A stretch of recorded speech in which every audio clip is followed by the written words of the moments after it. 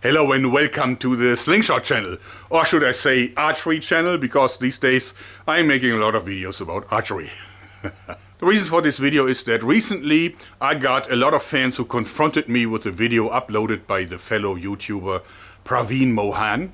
And he looked at an ancient legend, an Indian legend, about Rama, Lord Rama and his brother, who were shooting very powerful bows, and therefore there's a whole myth around these two brothers. Now, before I begin, let me say that I totally appreciate when people are thinking outside of the box, coming up with new theory about history and so on, specifically about archery history, because this brings fresh wind into the discussion and it actually sparks scientific debate, which is a great thing. So I by no means want to be disrespectful here.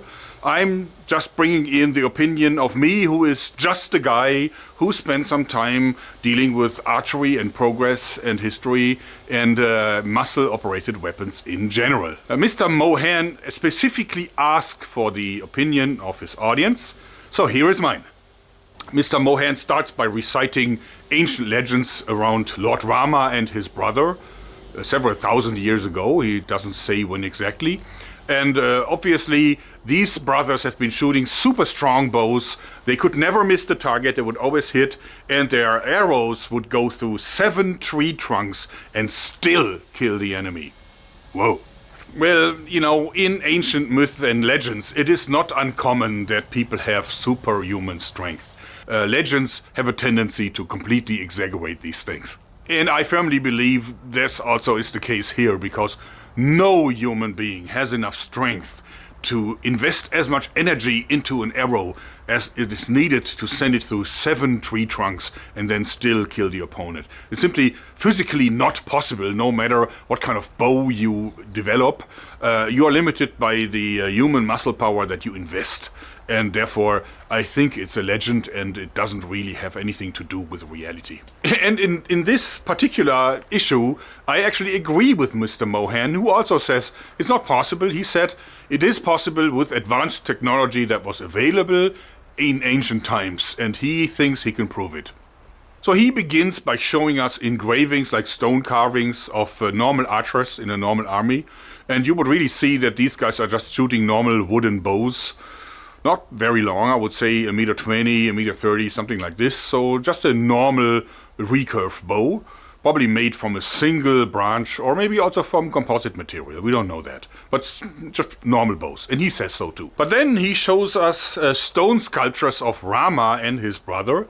And in fact, yeah, there is like a round object that is between the bow staff and the string, and it's like halfway up there, so that there is a good amount of space between these round objects. And Mr. Mohan believes that these are actually rollers, like cams on a modern compound bow.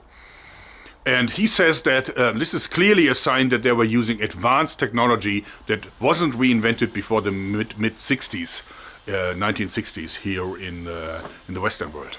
So this is one of these bows, these compound bows. Even it's a mini version, so it's really small. But as you see, it's fully functional. And you see the wheels here are eccentric, and they are also attached to the tip of the bow limbs. So, and they're also connected via these cables, which are necessary for the action.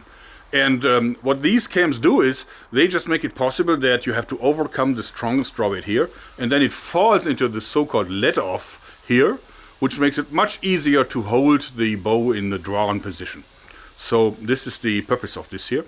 But in any case, in the pictures that he's showing us, or in the carvings, you can see that the string is still attached just as a normal bow, just to the tips of the bow limbs, and these round objects are lower, about here. That makes no sense. What is the purpose of a round wheel here? It's not even attached to the string.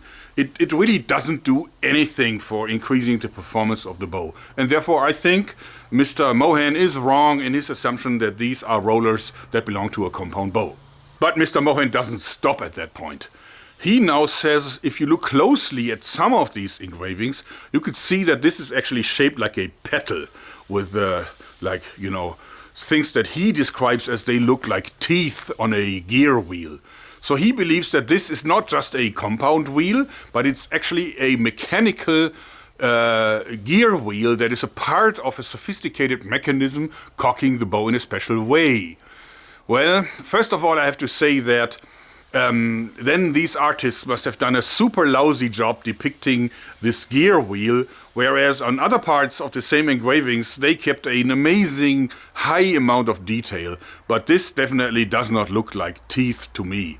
So, and also, of course, he says it's a part of a mechanism, but just one gear wheel doesn't make a mechanism. It needs to have something else to work against, you know, like a rack and pinion or another wheel or whatever, but this is completely lacking here.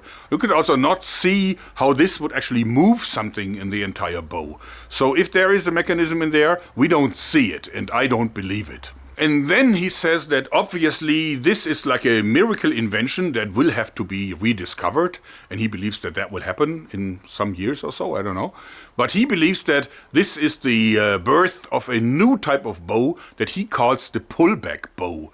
And then he refers to these little toy cars. Remember when you had just rewind them and then let them go, and then they would go, and that was based on a spring gearbox inside of the little toy car. So he says it's probably working like this. Well, first of all, every bow, no matter if it's a compound bow or a recurve bow or a rubber-based bow, whatever, is basically a spring, and it works on the same principle as the car, where you draw back and then you let go. Same here, you draw back and then you let go and accelerate the projectile. So every bow on the planet is a pullback bow. There is no other bow. It's just all of them. I don't know anyone that isn't a pullback bow. Plus also he believes that there is like a coiled spring inside, like in one of these pullback little toy cars. And actually such crossbows already exist, namely the Lancehead F1. I have one and I actually made a video about it. And it's using actually 4 of these coiled springs, completely high technology with carbon fiber and everything. But they are not giving the crossbow extra power. Actually, the power is very comparable to conventional crossbows. It just makes it smaller, more compact.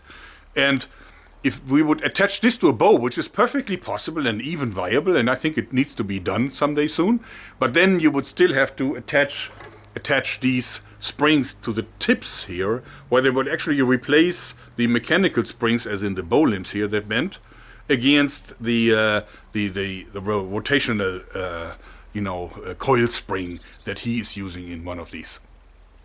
But that is not the case in the stone engravings. In the stone engravings, it simply sits in between the string and the staff, and there's no mechanical stuff attached to it at all. But what are they then? What are they? What are they if they are not mechanical gears? If they're not cam wheels or something? What is the purpose of this? Well, here is my explanation. Well, first of all, let us assume that the Rama brothers were extraordinary archers, probably much more practiced, probably much more gifted, so that they were really strong and could actually pull a really powerful bow. So therefore, their bows would look different than the bows that normal archers would actually handle.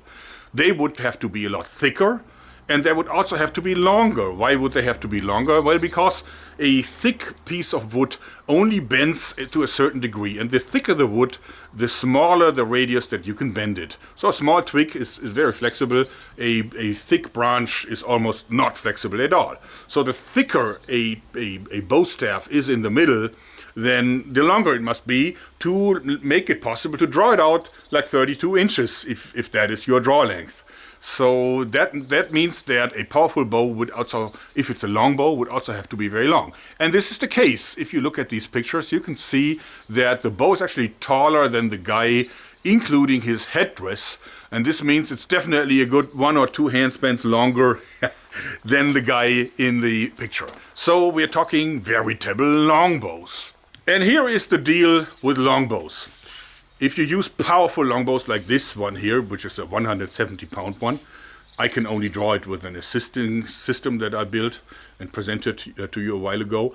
This is actually so heavy that for me it would not be possible to draw it out more than maybe halfway. So, and I'm not a weak guy. But in any case, you can see the problem is that the brace head is very small because the bow limb is so stiff. It's such a thick piece of wood. So, and this would actually give you really painful hand slaps, like slaps on the forearm. Then that's the reason why when you see people shooting these longbows, they have incredibly thick leather protective pieces around the forearm, because that's a very common issue that they would actually slap their forearms when they shoot very hard because of the low brace height, and because also the bowstring, of course, swings through. So when you shoot, it actually comes even closer to the bow staff. So this whole thing here is a danger zone. And of course, and I think that the round objects were made to eliminate that danger zone, because they would simply keep a distance between the bowstring and the bow staff, so that the brace height would be larger and the string no longer swings through as much. Modern day bows have string stoppers. As you see here, this one actually has 2 string stoppers, and they are above and below the line of fire, so that when you let go, just do from here, you can see it catches the string, it prevents it from going forward, and it makes this a safe zone, which normally it wouldn't be. So how do you design a string stopper for a longbow? How do you do that? Well, the answer is simple. Just like the guys in old Indian legends have done it, obviously. So this is my little demonstrator that I built specifically for the purpose. I made it from some old leftover wood. And as you see, it looks pretty much like what's been seen in these stone carvings. I only made one though. You could easily imagine that a second one would definitely make this even better. And as you see, it must be just like in the stone engravings. Otherwise it would just not function. See, this actually spreads the string apart so that I win the brace height that I need to not slap my wrist. Also, the string cannot really move forward anymore. And as you see, when I lift it off, it stays in place and I can shake it, but it will never really get out of line. And it can also not slip down, because that's why I put this thing here against it and tied it on, since of course the bow staff will be thicker towards the middle, so it cannot slide down. It could only slide up, but of course, why would it do this? And if I draw the bow and release it, it definitely catches it solidly here. Now, why not putting it lower down here? Well, in this case, I would have to increase the diameter of the disc more and more. The more upwards it is installed, the smaller the diameter can stay, and this reduces the weight of the bow, of course, still making it very effective. So this position is about the right compromise between diameter size of the disc and, of course, the swing-through effect that you would still have when you mount it here.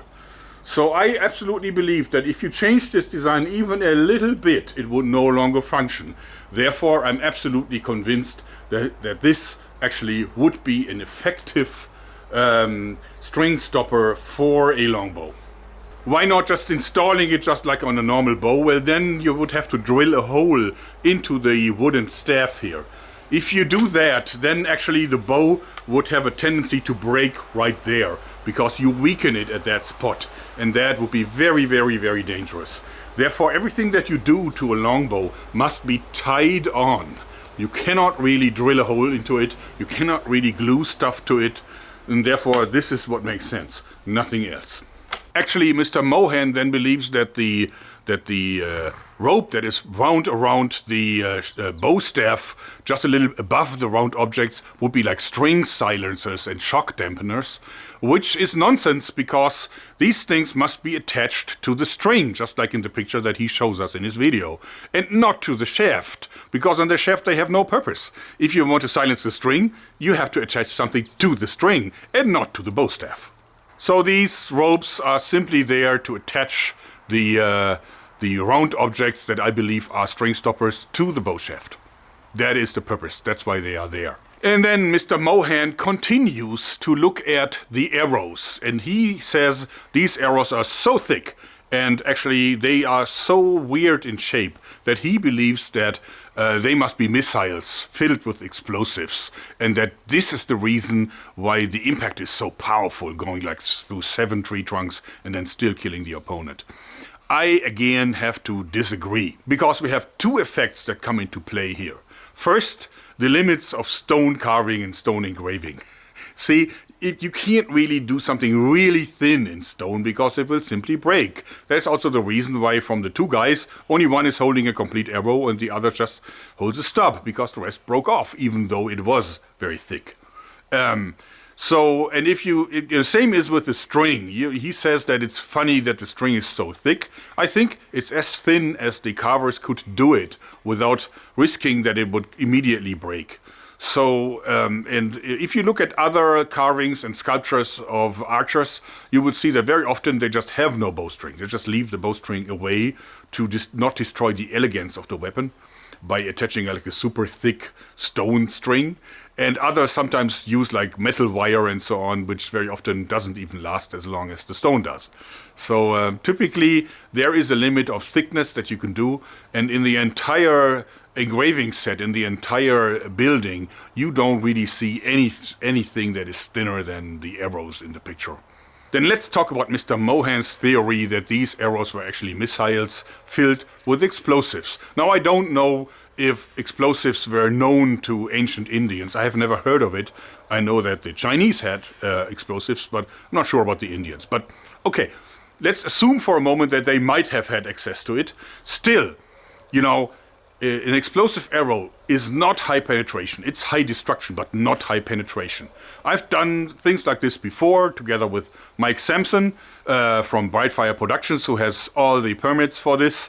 So when I visited him in England, we did a lot of tests with explosive arrows, and they work really well, but they explode on impact. So if you would shoot it against a tree trunk, you would really blow up this one tree trunk, probably in a very spectacular fashion. But that's it, because it explodes on impact, boom, and then it destroys whatever is in the vicinity, but it would not push the arrow shaft further downrange through 6 more trunks.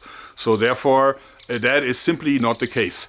But the other argument that I have is, an explosive arrow way back then must have been so spectacular to people, such an experience, you know, such a mind-boggling event, that they would certainly have integrated it into their stone engravings. But they didn't do that. They simply showed an arrow that would penetrate 6 tree trunks, or 7 of them, and then kill the person behind them. And if there would have been an explosion, they would certainly have mentioned it. But they did not, which to me means that there was no explosion. Sorry. If you use a heavy conventional bow, right, thing like this, you also have to use heavier arrows, because wood like this has a maximum retraction speed. And no matter how powerful you make the bow, it will never send a projectile downrange faster than its maximum retraction speed. That's the limit. And on a bow like this, it is probably around 200 feet per second, more likely around 170 feet per second. That's about as fast as you can shoot an arrow with a bow like this. And actually, if you use a very powerful bow like this 170-pound bow and shoot it with an arrow that is made for, let's say, a 50-pound longbow, you would actually destroy the bow, because it would have so much unspent energy left that it would actually break.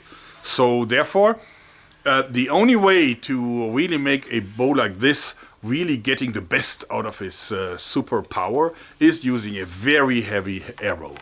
And therefore, a heavy arrow is thicker, and a heavy arrow, of course, is also shaped a little bit different. Arrows for a longbow like this would probably have shafts that are as much as like a ½ inch thick, probably even thicker towards the tip, being like up to 3 times heavier than normal training arrows. So, since the Rama brothers obviously were very strong archers and had very strong bows, they definitely had thicker arrows than the average soldier, which I think explains the shape and the thickness of the arrows perfectly well. Now on to the last claim that Mr. Mohan makes in his video, and that is about the sighting system. He believes that the brothers Rama always hit their target because they had a superior sighting system. He shows us a modern bow with a sighting system attached that he declares to be a telescopic sight, which it's not true. This is a Garmin Zero. It's a good device, I actually own one, but it has no magnification. It simply is like a little computer and a laser-based distance finder, so you can find the distance between you and your target, and then the red dot in the little display would automatically adjust in terms of height. So it would then, in theory, always allow you to hit your target because you automatically compensate for the drop of the arrow. But it's not a telescopic sight. In any case, of course, a bow sight is a great thing specifically to people that don't have a lot of training. Whereas a good trained archer, specifically a warrior, would not need that because he would hit his target every time without an aiming device. He doesn't need one. Look at what natural, like naked bow archers are doing, what the kind of performance they can actually deliver. And these guys don't have the time that a professional warrior archer had way back then. So these guys must have been way better. There was no need for them to have a sighting system, so I don't think there was one.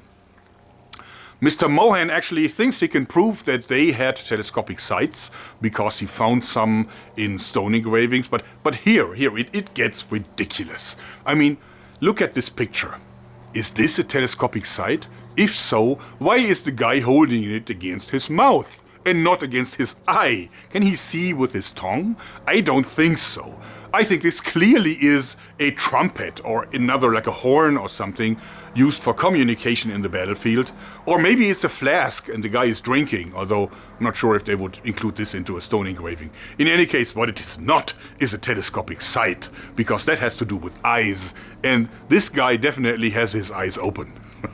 That is my answer. There are no mechanical gears in these bows. They're just string stoppers.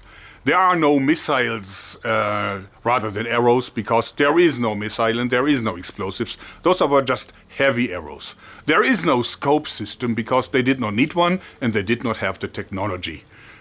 Now, the Rama brothers were no doubt great archers, way better than everyone else in their country and probably on the planet as early as that was.